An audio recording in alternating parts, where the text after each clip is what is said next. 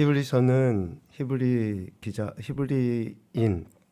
그러니까 강을 건너온 사람들을 향해 기록된 편지라고 했습니다.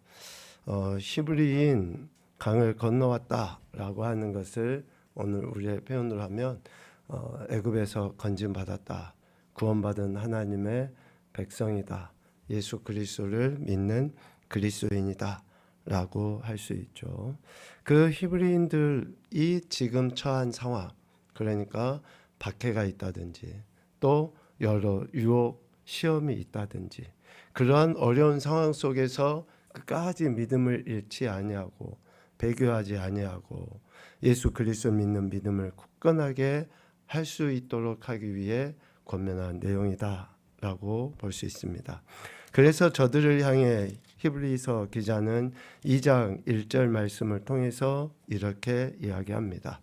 그러므로 우리는 들은 것에 더욱 유념함으로 우리가 흘러 떠내려가지 않도록 함이 마땅하다라고 이야기해요.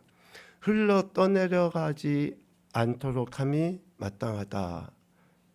여기에서 흘러 떠내려가다라고 하는 그 헬라어의 원어의 의미는 지난번에도 말씀드렸듯이 우리 손가락에 끼어져 있는 그 반지가 나도 모르게 그냥 쑥 이렇게 빠져버렸다라는 그런 의미거든요. 반지가 빠진 줄도 모르고 그냥, 그러니까 그것을 중요하게 가치 있게 소중하게 여기지 아니했다라는 그런 의미가 바로 흘러 떠내려가다라는 그런 의미입니다. 복음에 대해 관심이 없거나 또 부주의하거나 이러한 진리의 소중함, 가치를 상실해버린 것으로 인해서 흘러 떠내려가는 거죠. 그래서 히브리서 기자는 흘러 떠내려가지 않도록 주의해야 한다. 그렇게 하는 것이 마땅하다라고 이야기합니다. 이것을 요한 장로의 표현으로 바꿔보면 처음 사랑을 잊어버렸다, 처음 사랑을 잃어버렸다라는 것으로 우리는 이해할 수 있을 것 같습니다. 요한계시록 2장 4절 5절 말씀을 같이 읽겠습니다. 시작.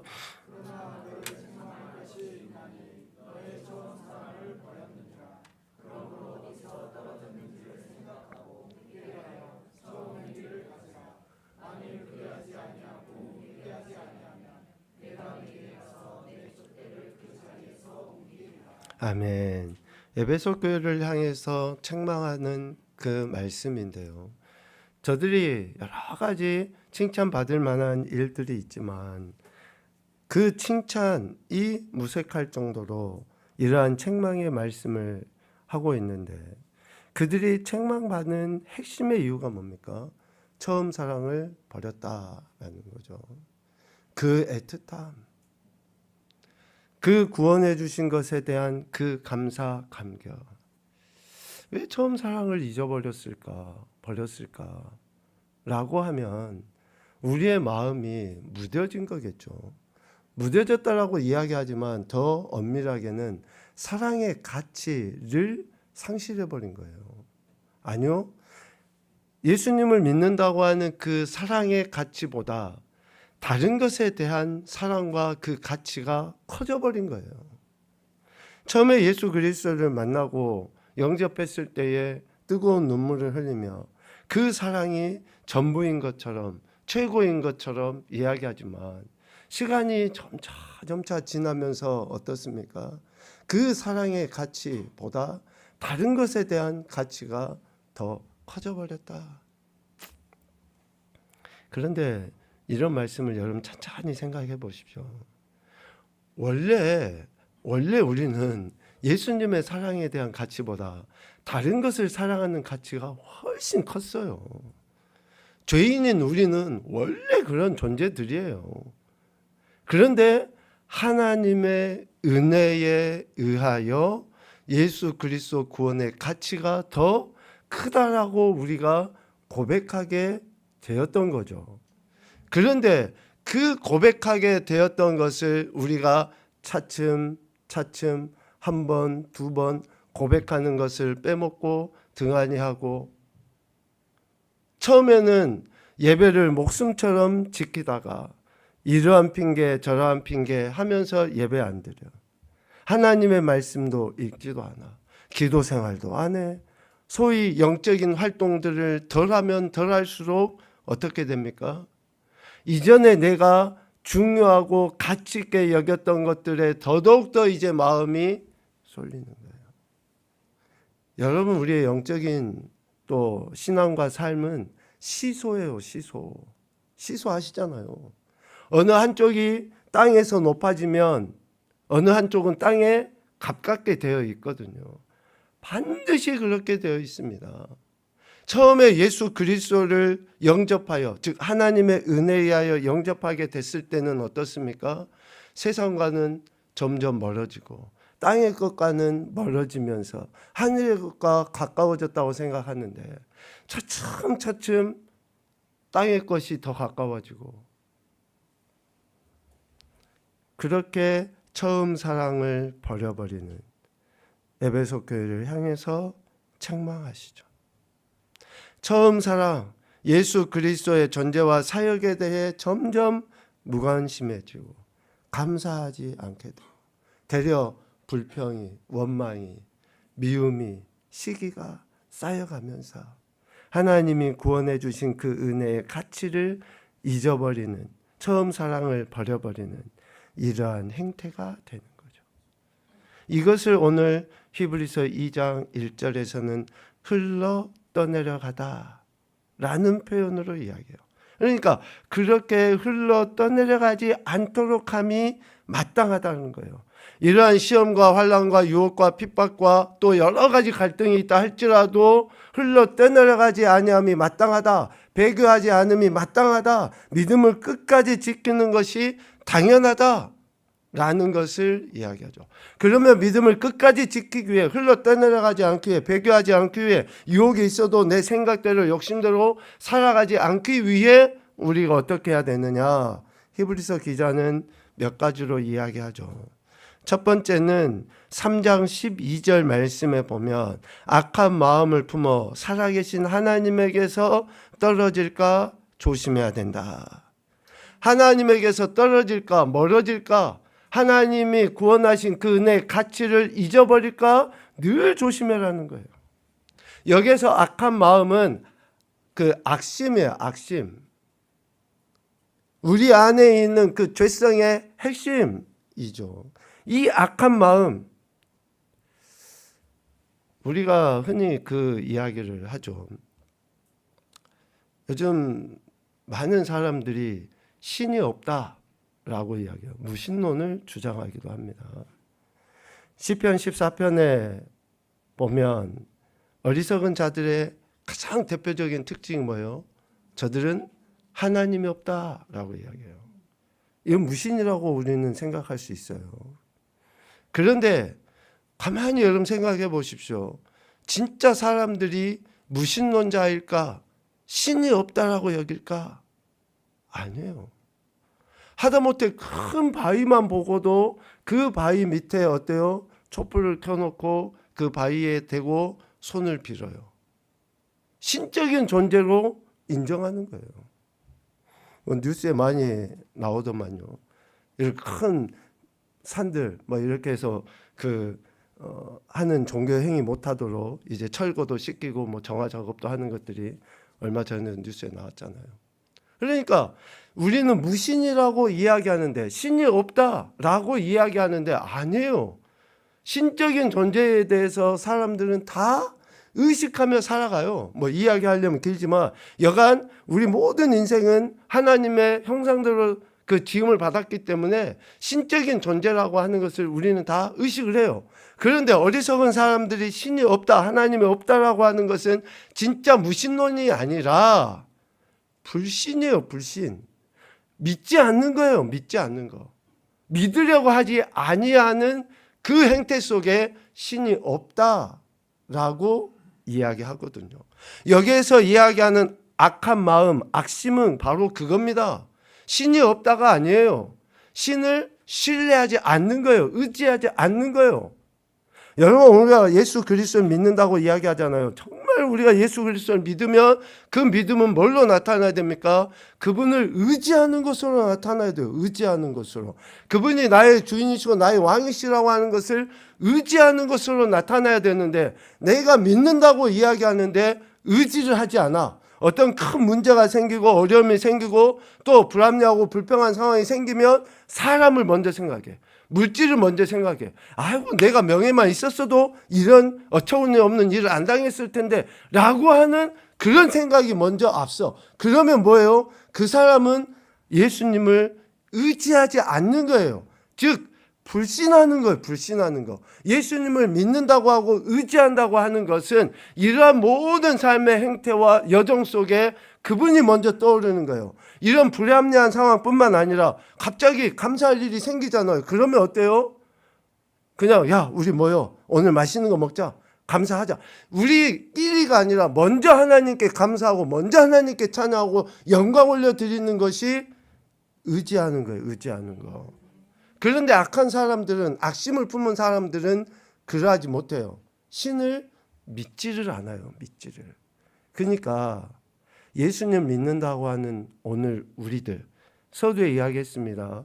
히브리서는 히브리인, 영적 히브리인, 강을 건너온 사람, 구원받은 사람에게 쓴 편지라는 거예요. 그러니까 이 악한 마음을 가진 사람들이 전혀 안 믿는 세상 사람들이 아니라 오늘 저와 여러분과 같은 예수 믿는다고 하는 우리에게, 우리가 하나님을 신뢰하지 아니하면 악한 마음을 품은 자들이고 악심을 가진 자들이라는 거예요.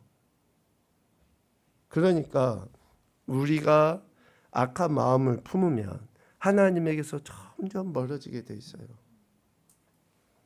여러분, 동물의 왕국 같은 거 많이 또 보시잖아요. 몇 차례 이야기도 나눈 것 같은데, 무리에서 갈라지는 그 새끼나 그 짐승은 반드시 천적의 밥이 돼요. 밥이.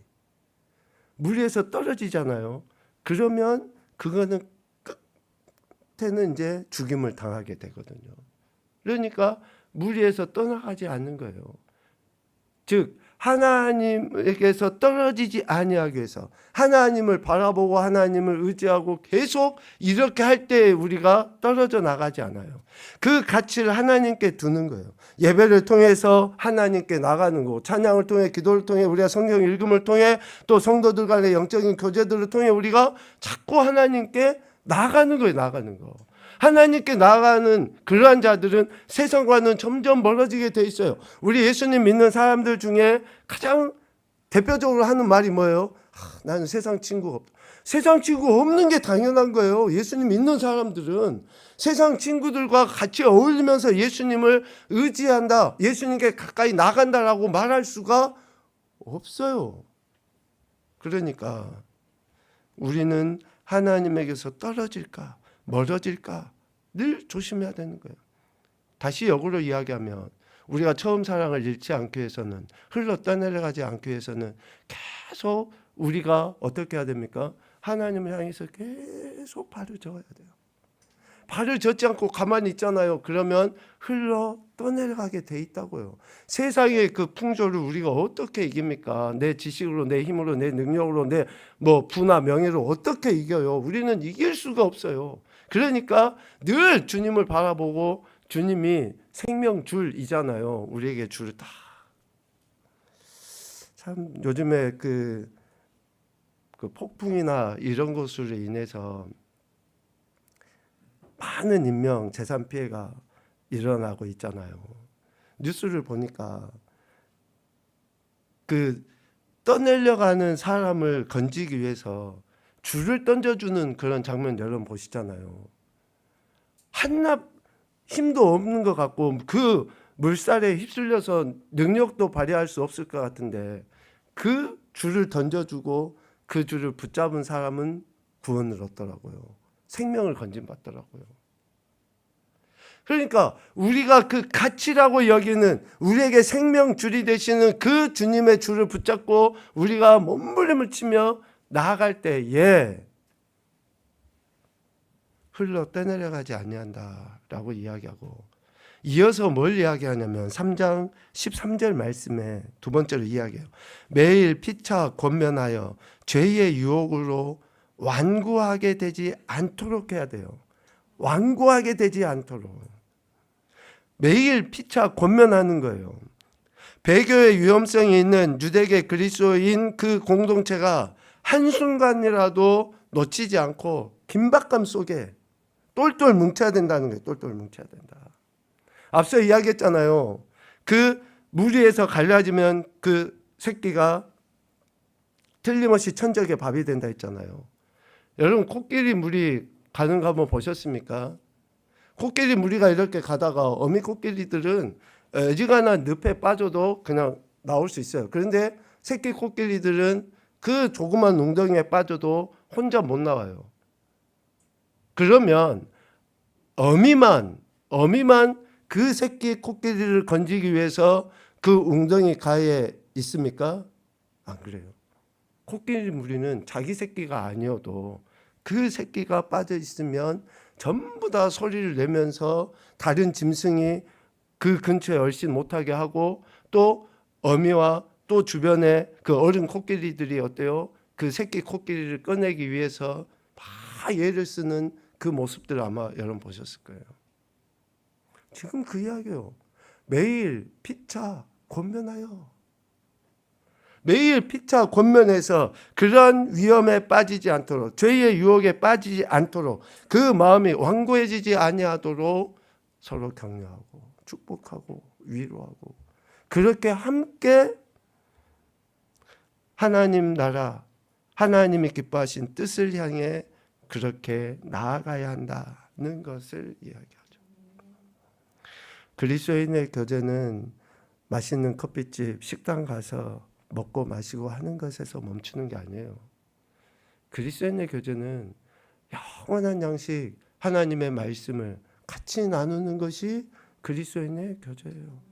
세상 사람들처럼 어디 여행지가 좋다더라, 어디 꽃밭이 좋다더라 해가지고 거기에 다니는 거, 그런 것으로 인해서 그리스도인의 교제가 아닙니다. 주님의 말씀을 나누는 것으로, 이것을 우리는 코이노니아라고 이야기하는 거예요. 믿음의 공동체를 이뤄가서 그러한 공동체 안에 힘으로 인해서 죄나 이단이나 유혹이나 이런 것들로부터 방어할 수 있는 힘을 얻는 것, 이것이 믿음을 지키는 모습이다. 그리고 한 가지 더 이야기합니다. 3장 14절에 이야기해요. 시작할 때 확신한 것을 끝까지 견고하게 잡아야 된다. 예수 그리스도를 처음 믿을 때 갖게 된 그 확신, 여기에는 우리가 다 예수님 믿을 때 가졌던 그 은혜들, 이런 것들을 다시 한번 확실하게 붙잡고 나가야 돼요. 이스라엘 백성들은 애굽에서 건진받을 때 얼마나 감격스러웠겠습니까? 그런데 딱 3일 지나니까 불평과 원망으로 인해서 모세를 돌로 쳐서 죽이려고 하고, 모세 대신에 금송아지를 만들어서 그냥 우리를 다시 인도하자, 아니 다른 지도자를 세워서 우리가 애굽에 돌아가는 것이 낫겠다 라고 그들은 생각하고 행동했던 거 아닙니까? 이런 걸 보면 예수님 믿고 주님 오실 때까지 믿음 지켜가며 천국을 향해 나가는 것은 결코 쉽지 않은 것 같습니다. 그러나 하나님은 우리를 고아처럼 내버려 두지 않으셔요. 성령 하나님을 통해서 우리의 내적, 외적, 또 어떤 유혹과 박해가 있다 할지라도 배교하지 아니하도록 성도들 간의 교제를 허락하시고, 무엇보다도 더욱 큰 은혜를 베풀어 주셔서 우리가 믿음 지켜나갈 수 있도록 인도해 주신 줄로 믿습니다. 이런 믿음을 우리가 공유하는 거예요. 같이 하는 거예요. 그래서 예배가 그래서 소중한 거고, 그래서 우리가 같이 함께 예배 드리는 것을 통해 하나님의 은혜를 찬양하며 감사하며, 때로는 내가 시험과 연단과 환난, 유혹이 있어. 그럴 때 미안하지만 나만 힘듭니까?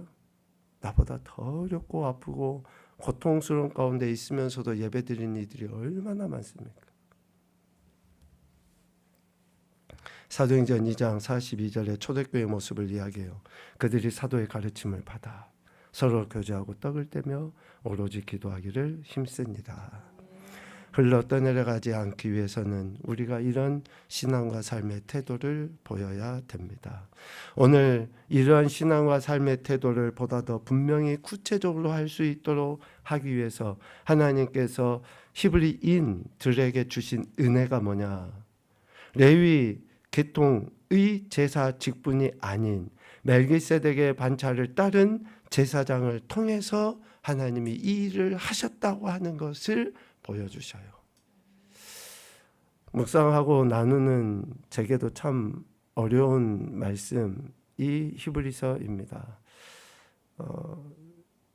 그런데 오늘 특별히 7장 11절부터 28절까지 말씀은 왜 하나님께서 멜기세덱의 반차를 따르는 제사장으로서 예수 그리스도를 세우셨는지 분명하게 이야기해 주시고 있습니다.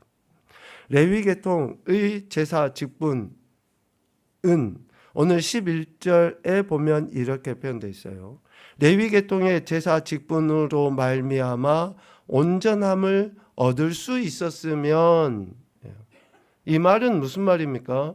레위 계통의 제사 직분으로 말미암아 온전함을 얻을 수 없다는 거예요. 없다는 거. 그러니까 레위 계통의 제사 직분은 구약 이스라엘 백성들에게 하나님이 율법을 주신 그 율법을 통해 제사장은 누구만 되는 거예요? 레위 자손들만 제사장이 되는 거예요. 그런데 레위 자손들의 제사, 그 제사 직분을 감당하는 것으로는 우리가 온전해질 수 없다라는 겁니다. 이 온전하다라는 말은 퍼펙트, 100%를 의미하지 않아요. 이 온전함은 마태복음에 예수님께서 제자들에게 가르치심과 같은 그 동일한 단어를 쓰고 있는데, 이 온전함은 방향이에요. 방향. 목적지를 상실하지 아니함 이거든요. 그러니까 목적지에 도달하는 성숙함과 끝까지 목적지를 향해 달려나감이 온전함이에요.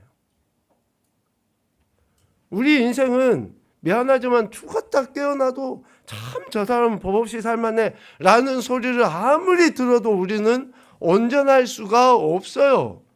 처음부터 우리 인생은 아담과 하와의 후손인 우리는 다 죄성을 갖고 있어서 흠 있고 티가 있고 결함 있고 부족하고 성질은 더럽고 그래요.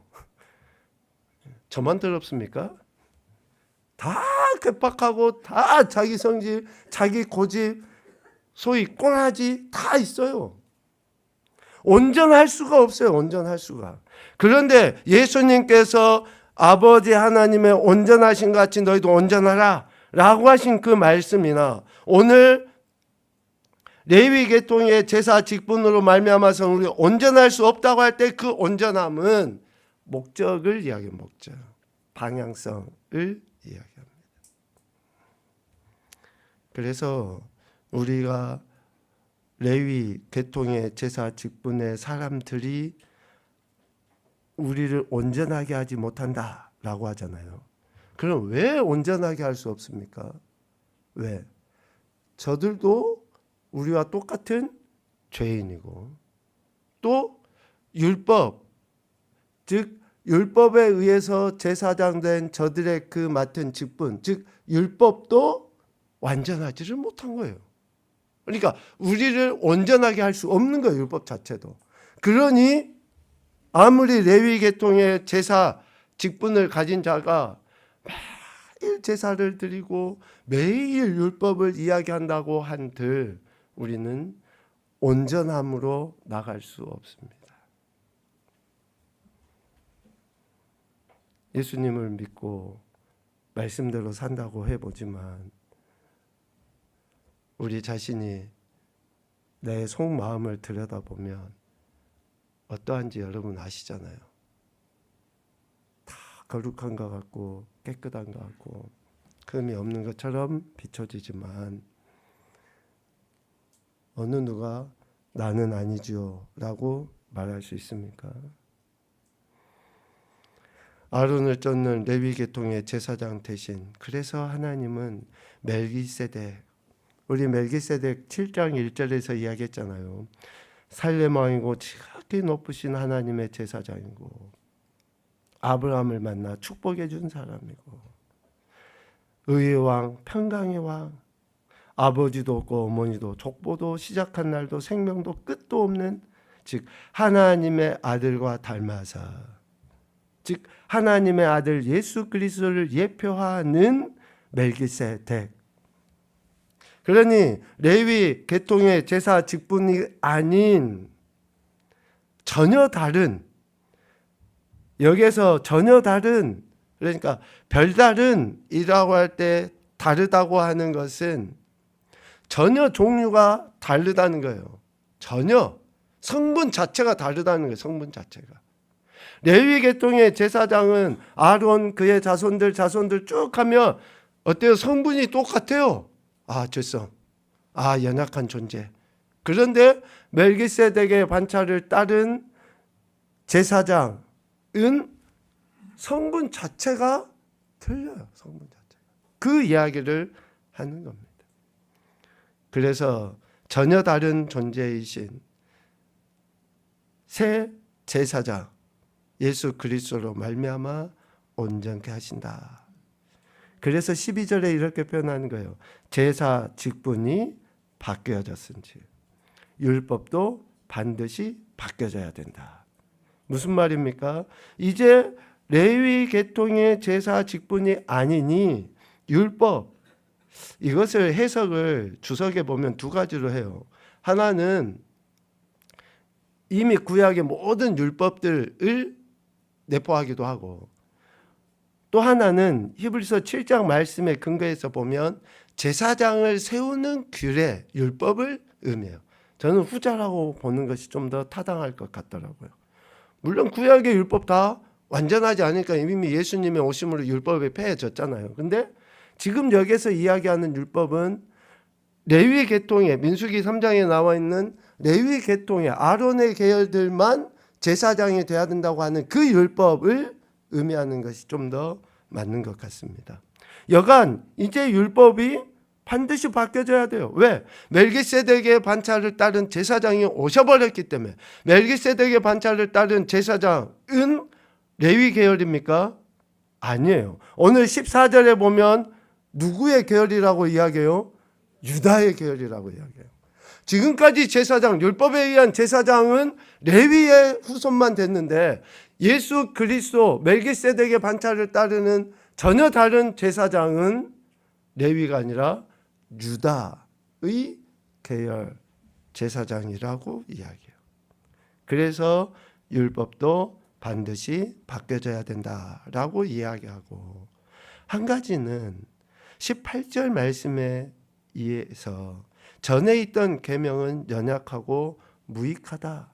그러니까 더 이상 레위 계열의 제사장은 그 어떠한 온전함도 이룰 수 없다. 우리를 하나님 나라를 향해 온전히 이끌고 인도할 수 있는 힘, 능력이 더 이상 없다. 그러므로 무익하고 패해졌다라고 이야기하고 있습니다. 여러분, 오늘 우리가 예수님을 믿는다고 하는 것이 하나님 나라 백성 자녀로서 이 땅의 삶에서 믿음을 지켜나가는 것이라고 할 때에 더 이상 우리는 율법에 의해서가 아니라 전혀 다른 새 제사장이시며, 오늘 22절에 이야기하는 것처럼 더 좋은 언약의 보증이 되신 예수 그리스도를 믿는 믿음으로 말미암아 온전을 향해 나가게 된 줄로 믿습니다. 그 믿음을 우리는 끝까지 고백하는 거예요. 어떤 상황에서든지 고백하는 겁니다. 그래야 할 때 더 이상 우리는 어린아이와 같은 신앙이 아니라 하나님을 아버지라고 부르면서도 영화롭게 하며 기쁘시게 하는 온전함을 이루어가는 사람으로 세워져 간다라는 것이죠. 에베소서 4장 13절과 14절 말씀 같이 읽겠습니다. 시작.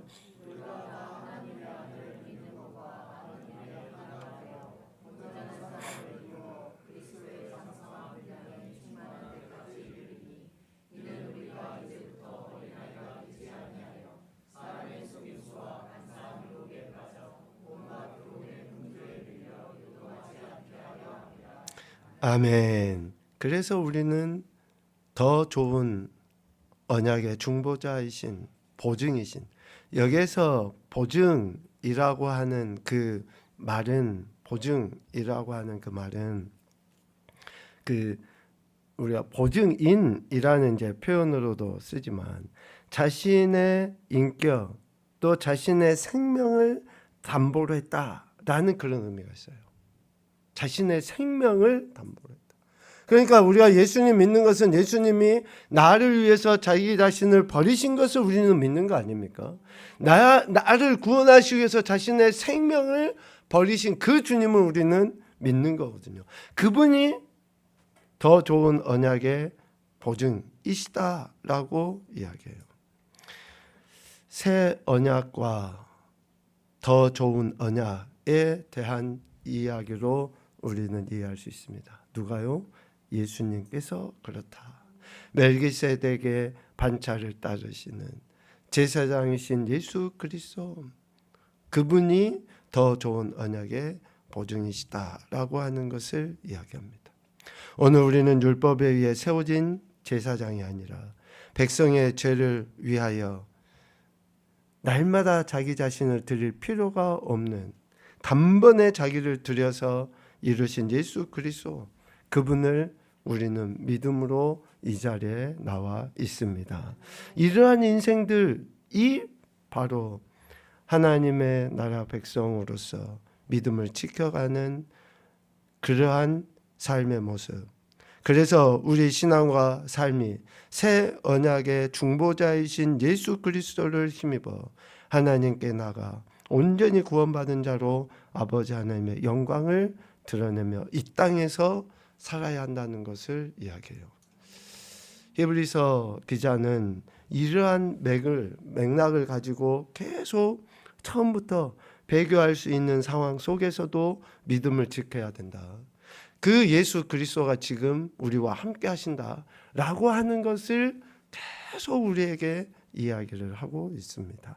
히브리서 9장 14절 15절 말씀을 읽고 마치겠는데요. 이 말씀도 같이 우리는 이해할 수 있어요. 그래서 성령 하나님의 은혜 속에 예수 그리스도가 나의 죄를 위해서 죽임당하실 뿐 아니라 내 삶을 새롭게 하시는 더 좋은 언약의 보증이시다라고 하는 것을 확신하며 살아가게 되는 거죠. 우리 같이 읽겠습니다. 시작. 하물며 영원하신 성령으로 말미암아 흠 없는 자기를 하나님께 드린 그리스도의 피가 어찌 너희 양심을 죽은 행실에서 깨끗하게 하고 살아계신 하나님을 섬기게 하지 못하겠느냐. 이로 말미암아 그는 새 언약의 중보자시니 이는 첫 언약 때에 범한 죄에서 속량하려고 죽으사 부르심을 입은 자로 하여금 영원한 기업의 약속을 얻게 하려 하심이라. 아멘. 이 엄청난 축복을 받은 우리가 끝까지 믿음 지켜나가 아버지 하나님의 영광도 나타내시고 또 우리의 신앙과 삶이 다른 모든 영혼들에게 아름다운 은혜와 덕을 끼쳐나갈 수 있는 그런 멋진 그리스도인 되도록 끝까지 믿음 지켜나가는 우리 모든 심령과 삶이 되실 수 있기를 주님의 이름으로 축복합니다. 아멘.